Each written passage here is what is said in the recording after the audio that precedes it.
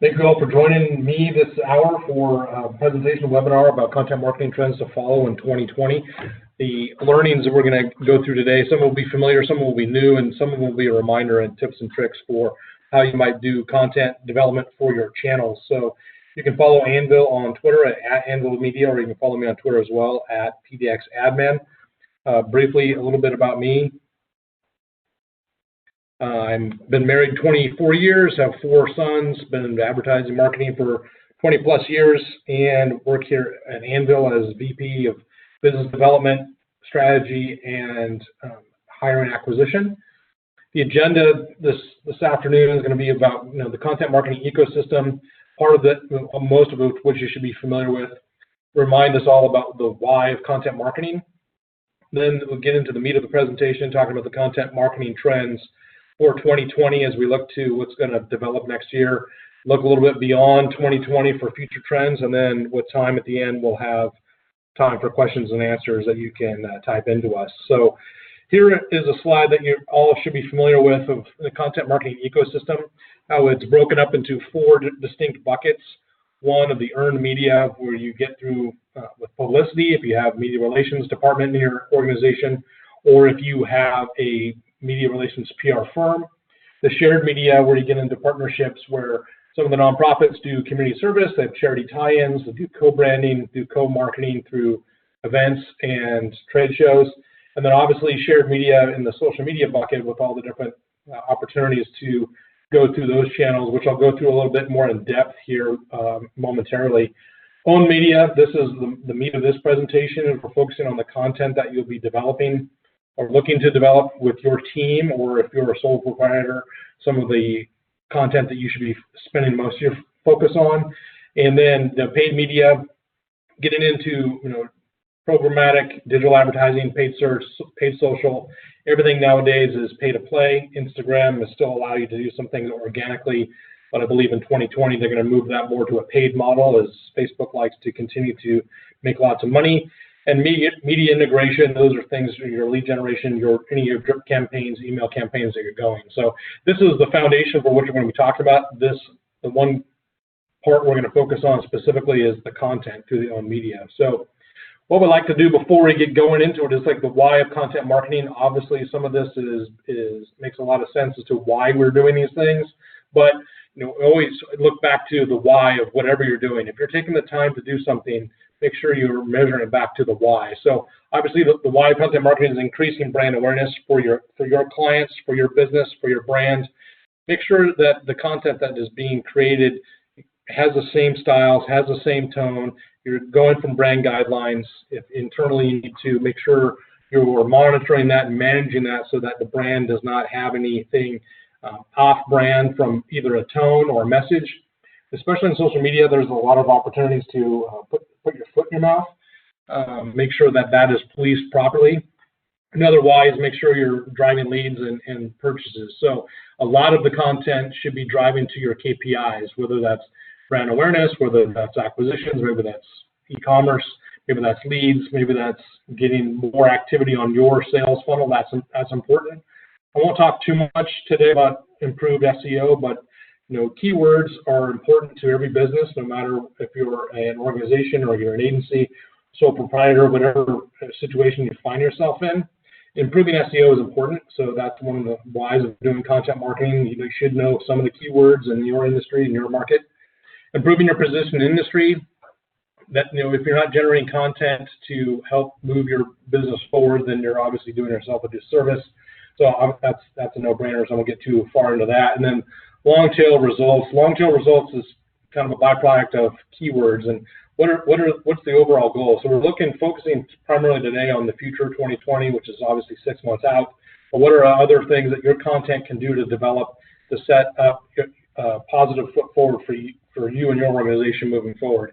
Making sure you're looking at the strategy, making sure it's evolving with new mediums and new opportunities that are going to be coming on board here in the next 6 to 12 months.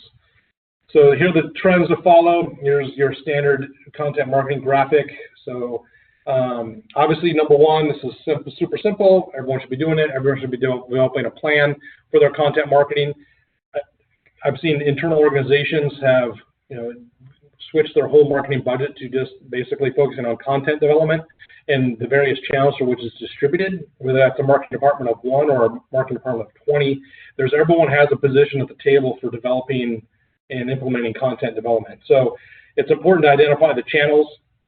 I'll go speak briefly on it in the next slide, but back in the olden days, your content team didn't call it a content team, it was your marketing team. You're doing collateral, you're doing brochures, you're getting ready for trade shows, you're putting together presentations, you're doing content development of that nature. Well, now it's been a nice bucket of content marketing in the last 10 to 15 years, and that has continued to evolve. So you make sure you are getting the basics for each of these channels. And we also recommend this is table stakes, develop a quarterly content calendar for all your channels, not just your social media, but include your email, your blog, your website, any points of distribution of content that you're developing. Make sure you're putting it out on a quarterly basis so that you can plan ahead. It gives you opportunity to make adjustments as the news cycles change, or if something else may change in your industry, so you can adapt to it, but you need to have a plan in place. And then there's a link here that I'm including that you can have access to at the end of the presentation that goes to HubSpot, talks about all the different tools for collaboration and other tips and tricks that can help you in developing content. So that'll be important. Another key to having an effective content marketing plan and looking towards 2020 is original content maintains engagement. So one of the things that a lot of people like to look at, they look at Outbrain and other content aggregators where they look for clickbait or something along those lines if you're in the consumer segment. What the research is showing and what I've discovered in articles is that original content is really what your clients and your customers are looking for, whether it's a product review that is genuine, maybe it's a new product, maybe someone in your industry or from your company speaks about something, then you take that transcript and then turn that into a blog post or repurpose that content in another way or another form that can be digested. The bottom line, it needs to be original, it needs to be relevant. Trying to not share your expertise will negatively impact your brand. Make sure you are keeping everything on a schedule, and that you make sure you keep everything on topic. And whether it's a webinar where you're speaking on your industry in an environment like this, keep it on topic, make sure it's original, and make sure it's what the audience is looking for. So the minimum for content distribution, this is the old model where you would do monthly content. Some clients would say, well, we wish we had more than one person developing the content. Well, whether it's one person or a team of 5 or more, this is the bare bones that agencies, clients, and the like should be doing for the content generation. So in this example, for instance, I'll use Anvil as an example. This webinar that I'm giving today will turn into a blog post, which then may end up as an article in our newsletter, which will be going out through email. And then the webcast on this will be residing on our website. And then we promoted it and may even promote it after the fact on social media. So we're using one piece of content and distributing it in chunks and pieces in different channels, and that's all original content. So this is the minimum we believe you should have for content distribution.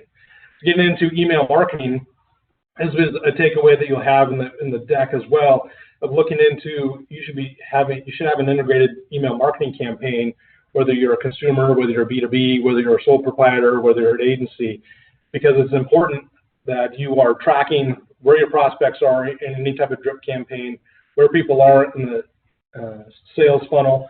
Some people have active marketing automation platforms.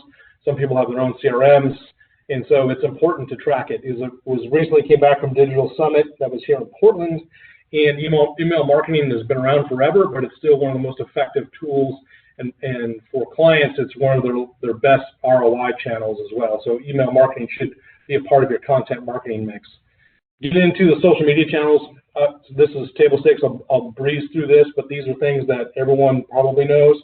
But these are latest stats that we pulled in Q4 of 2018. But the size of the social media, so there's over 3.2 billion people doing that.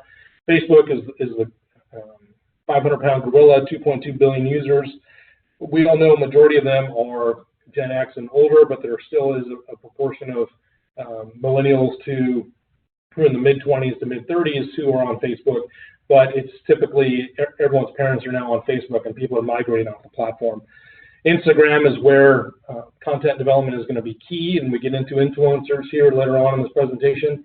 It's the visual medium, and sometimes people like to share their Facebook posts and post them on Instagram, and then you have a different audience, different demographic. Those don't always go hand in hand, and that's something that you need to know from a content standpoint. So from a content team, you should have someone who is a social media expert on your team, that whether they're a millennial or not is irrelevant. So they need to know their channels well and the audiences and the content that needs to be distributed there. YouTube is still the second largest search engine. Obviously Google and YouTube and then Bing and Yahoo aren't even really on the table for any discussion. And if you're creating content, video is still important. I'll get into that a little bit later, but if people don't like to read anymore, as you know, more and more people are lazy. And the immersion of podcasts has come up big in recent years, and I'll talk about that as well. It's the content, from YouTube, people want to watch these things. So part of what we do on these webinars as well is we would purpose them and post them on YouTube and put in the keywords within our description so that we're getting organic traffic to our own YouTube channel for the content we generate, which is something that everyone who was on this webinar should make a note of and do as well, because it is an effective strategy to driving long-tail traffic. Twitter is more of a male-dominated medium. It's what we've predicted in the past that it may go away, but it's still going to be there. It's a leading news source for all things that are going on, and it's a channel that you have to be active. You have to be doing 5 to 7 posts a day probably to be relevant. But it's a channel that, and these stats are things that everyone on this webinar should know. And then Reddit is another one that's growing. It's people who are seeking for more information. I'll get a little bit more into both Reddit and Quora later. But these are important channels that you can use to distribute content to people who are seeking questions and answers and looking to research your brand, your service, your client's brand, your client's service, and allowing them to see it in more of a user-driven forum than pushed advertising. So those are the channels. A little bit more about Reddit. You have this as a takeaway, but you can advertise on this platform, but you also can put in your own content and categorize pages, which is important. And a channel that you or your clients could use to allow people to discover your product or service in a more organic environment. Quora is more of your Q&A. We think back in the olden days of Ask Jeeves, but people are looking for answers quickly, and they don't want to go to social media sites. So this is another channel that you can use to reach both B2B and B2C prospects or consumers in the category as well, especially if you have something that's technical to sell or that there's a longer sales cycle that you would want to use Quora potentially as a channel. And they also, as all these mediums they have their own advertising as well. So just want to touch base quickly on that. So the third thing that's important to look at in 2020 and beyond, if you're not doing it already, is influencers. And there's also a lot of horror stories about influencers, which I won't go into, but on the following slide, there's a link to this industry study showing that influencers are the ones who are driving content and results for B2B, B2C clients as well as agencies as well. So Google searches have gone up over 1,500% as people are looking to get into that. From an agency standpoint, we're a digital marketing agency, but their influencer marketing agencies have come on the scene back in 2016 and has more than quadrupled here into 2018. So it's continuing to grow exponentially. You can read all the stats on there, but 69 or almost 70% use influencer marketing. So if you're not using it, it's something that you should consider or put it in a line item, budget item for next year. And when you're doing that, keep in mind that some of the content that an influencer would generate may replace some of the content that you would do or put into your quarterly content calendar or something that you may do. So depends on the influencer, depends on your market, depends on what product or service you're sharing, but they can also, as part of that agreement you have with them, generate that content for you, whether it's in a video format, whether it's a blog post, whether they're photos. Consider that as you look at your budget item, and also note to whomever is in charge of budgets that the budgets for these have continued to grow over the years. And so this is something almost some of your audiences are going to expect. Obviously, this was a survey of marketers. Almost 92% said that it was an effective form of marketing. There are the horror stories, and then in addition, where they've 2/3 have said that there is some sketchy influencer behavior out there. We, from our own experience, have worked with influencer marketing agencies, and we do offer our own influencer marketing service, but it's not an exact science. It's not like you were buying impressions or looking for conversions as you would in a Google Ads. You're trying to broker with individuals who are entrepreneurs. They're making their money through the internet. Sometimes they're professional, and sometimes seems like more likely than not they are not. They need to be dealt with caution, as I noted at the top. And so then look at the channels, obviously, that predominantly use influencer marketing.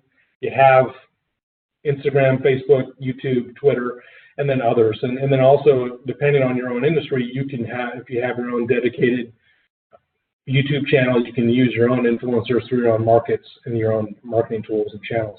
So again, this is the link that you want to go to for Influencer Marketing Hub, where I got all these statistics. We didn't make these up, and we didn't do them ourselves.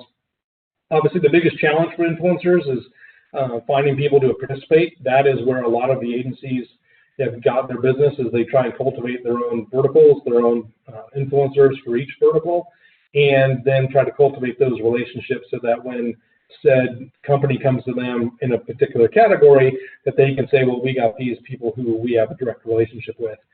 Then managing contractors for deadlines, that's always a challenge. Bandwidth is always is the biggest challenge of any content. And then so that you can see the rest of those stats for yourself. But it's important to note that influencers are here to stay. They're not going away, and they're something that you should adopt for your next year's content calendar. And then just going into the growth of influencers. So number of platforms and agencies. So back in the good old days of 2015, there were only about 190. Well, now I think in 2019, I couldn't find a newer stat is over 1,000. So it's growing exponentially. So buyer beware, but also know that this is an expectation your customers are looking towards. There are in the olden days, you would have guest publishers, guest writers for trade publications. Now look at that. You can see those were early influencer marketers. Now take that into 2019, where they're doing it more in a visual medium or providing that content for you. So one of the things that we want you to remember and know that in 2020, and it started over the years, is that voice search is real. If you have a Siri, if you have a if you have an Alexa, you're talking to your phone one way, shape, or form. And so that's emerged with in 2017. I believe they said 16% of people got voice assistance for Christmas. And so the emergence of that market, Amazon dropping the price point so that could be a gift. Now it shows that 1 in 6 people in the United States own a smart speaker. 40% of people use voice search once a day. And they're saying by next year, 50% of all searches will be voice searches. And so what that means from a brand standpoint is that the content that you are creating needs to be within those search terms that people are going to be looking for as they speak into their devices. And so the way people search for something on their mobile phone is different than how they type it into their laptop. And the convergence has happened in 2017, where more people are doing their searches on mobile than they are on laptop or desktop. So we're already there. And so that's something that you need to be aware of, that it's real. Developing your own keywords that would be implemented from a voice search standpoint will help you get to your product pages if they're on your site, or if they're on Amazon or wherever else you may be listing your products. And then this is a market that's going to continue to explode and to be noted, and also to be, one of the rumors that we're hearing in 2020 or 2021, Google may make it mandatory that websites are going to be voice search compatible. That's going to be hard for them to enforce, but back in 2017, they put in a mandate that all websites need to be mobile optimized. So we know that Google wields the hammer, and that the voice search mandatory is a rumor at this point. So I just want to reiterate that. But in the case of Google, it's always better to be prepared before it happens. And then just a couple statistics here on voice search. Obviously we don't care so much about other markets, but the U.S. it's just growing exponentially, and that they use them for their podcasts. They use them to share and listen to the content that you are creating. And whether you believe that or not, that is true. A lot of people use podcasts for how to learn things and listen to them through their smart speakers. So these are things that just validate the point that voice is coming and voice is going to continue to grow, specifically starting next year. That leads me to the next content that you should be looking to develop in 2020 and beyond, if you aren't already, is podcasts. So on the bottom there are full stats through the research that we did for this presentation. But podcasting is going back to the old days where people sat around the radio and listened, and nowadays everyone's going just talks to the voice assistant and says, okay, Google, play my NPR, and then they'll do an NPR, and that NPR will be showing a podcast, or they'll go through different types of content. And then specifically for this presentation, you look to the right, these are all the different podcasts that are for marketing. So if you're a consultant or an agency, you may have your own podcast where you can share your expertise with your clients and then distribute that content, which then would drive leads back to you. Or if you are in a B2B environment, you can talk about the benefits of your product and all these different opportunities for you to share your content. So, 70% of people have heard of podcasts, 51% have listened. These stats are just jumping off the charts. So the fact that some of you may not embrace podcasts, or you may not, you fear, have the tinfoil hat on about the digital assistants, all these things are real and they're all here and they're not going away. So also, the podcasts are great to reach a millennial audience, younger audience, and a more affluent audience. So it's something that, if you haven't thought about it, it's something now you have 6 months ahead of time to plan out what would the podcast be. And so, for instance, if there's trade shows coming up, and you can talk about preparing for the seasonality for whatever vertical market you might be in. There's all sorts of opportunities for you to develop your podcast. But there's investments and things that need to be made on that point. But it's something that can be done relatively inexpensively, just as videos were probably 4 or 5 years ago. And so one of the things I just wanted to give you a slice of how people listen to podcasts. Spotify has doubled down and put a lot of marketing dollars behind trying to get people to use their music service, and they're reaching the older demographics by having podcasts there. So as podcasts becomes more vernacular in pop culture, it's going to be important that you develop a content strategy that includes podcasts to some degree. Maybe just do one for Q1 and next year, or see how it may work best. But you may also be doing a blog post that you write out that's 800 to 1,200 words. Well, why not look at the outline of that to maybe make that a podcast, and then reuse that content and then share that as a blog post. So there's lots of opportunities. Again, it's another channel, it's another medium, but you're most likely that you're already creating content that people would want to listen to or see, and make note of that. Is sometimes when you come back to your marketing team or those in charge of budgets, that they see this is a lot of extra work, when reality is it's not as much work as they may think. So one of the things that's going to be important in next year is making sure all of what you're doing is matching to your KPIs. So looking at the data. So for instance, we use Google Data Studio to visualize analytics for us as an agency, and some of our clients use it. Some of them use other Tableau, or however you want to pronounce that, and other data visualization tools. But if you don't measure it, you can't manage it. And so looking at specifically, this is the snapshot of the social media engagement for us as an agency, and we see that almost 90% of it happens on LinkedIn, Twitter, and Facebook. So if it's on LinkedIn, Twitter, and Facebook, then we don't necessarily need to be creating a ton of video content to go on our YouTube channel. And look at what the data is telling you. So I always think back to the old CSIs where Grisham said, follow the evidence. We're saying here, follow the data. What is your data showing you? Is it showing you're getting tons of website traffic? Is it flat? Is it spiking? And why is it? We have a 10-page Data Studio report that goes through all the analytics of our site that says how people are getting there, what's organic, what's paid, all the different channels we use for content to drive people to our site.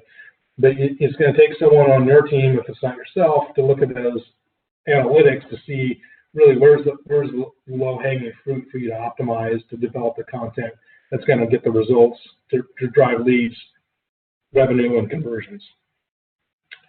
And then one of the last things I'm going to share here is that video is still growing. It was huge talking about video marketing in 2014, 2015, but it still continues this day.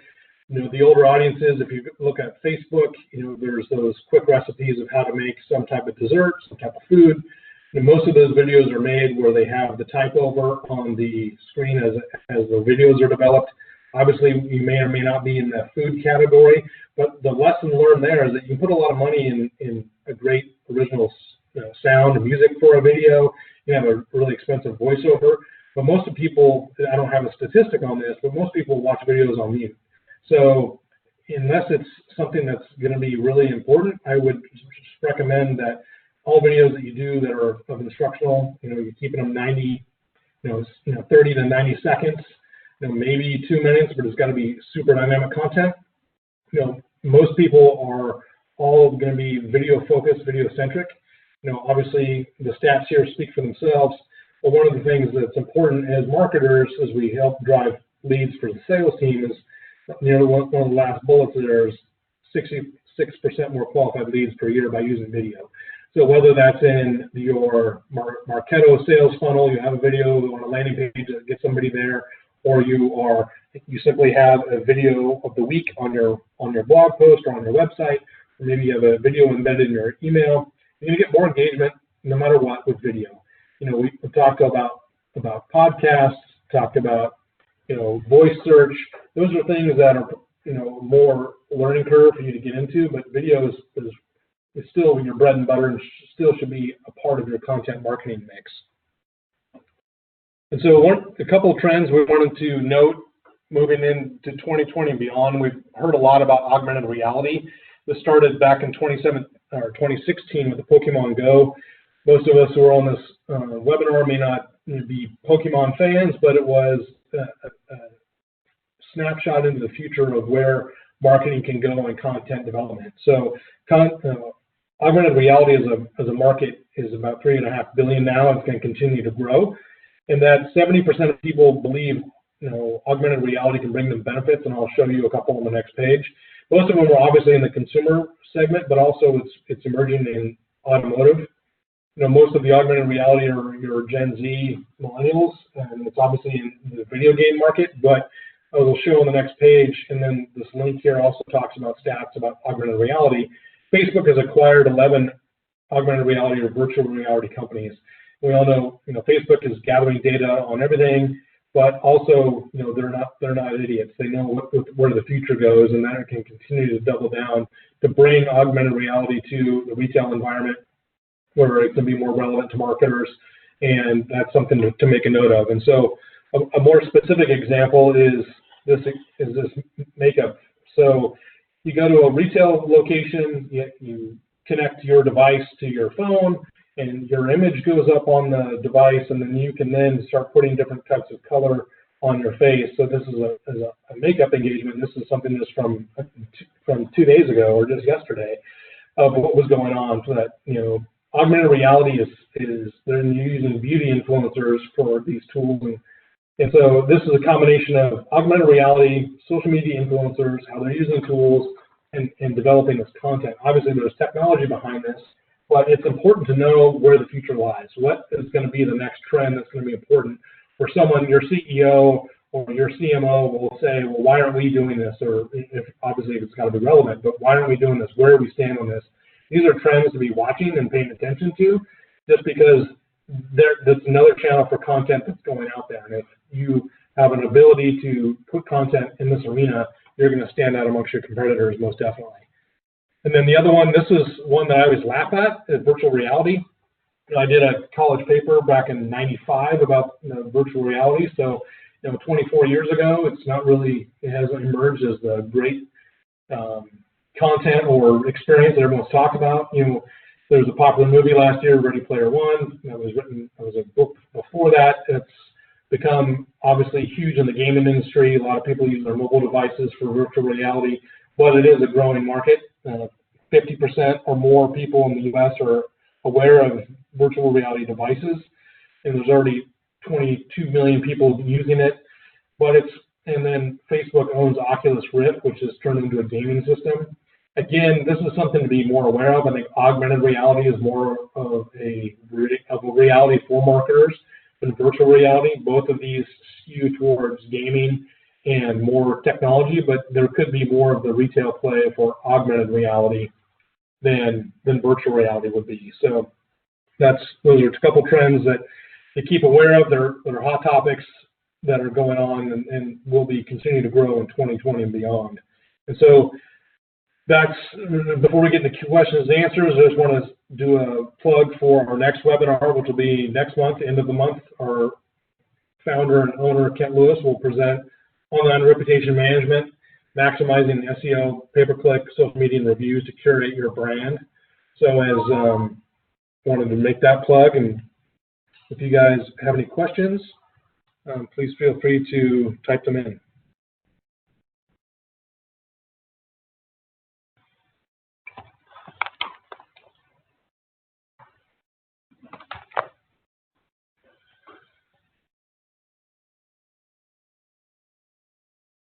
One question we got: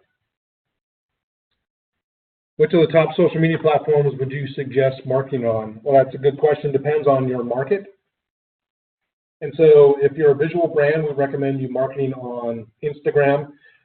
And if you're more of a B2B type of market and audience, we recommend marketing on LinkedIn.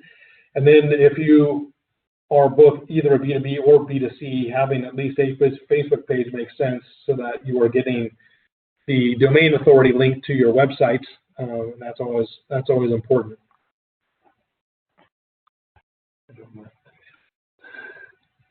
I knew that, Mary Ann, more now. Yeah. And Steve Jones.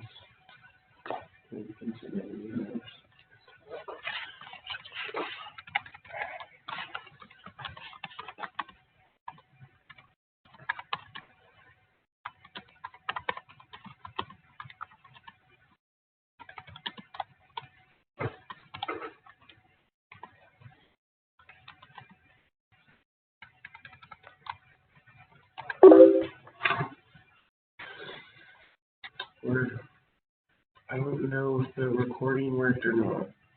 It's just been stuck here and I don't even know where to stop it or record. Alright. Thank gosh. What the hell happened? It's all right. No problem.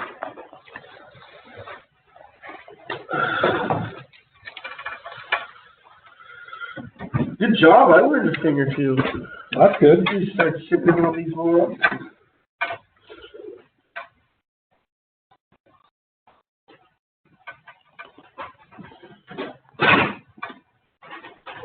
Nailed it.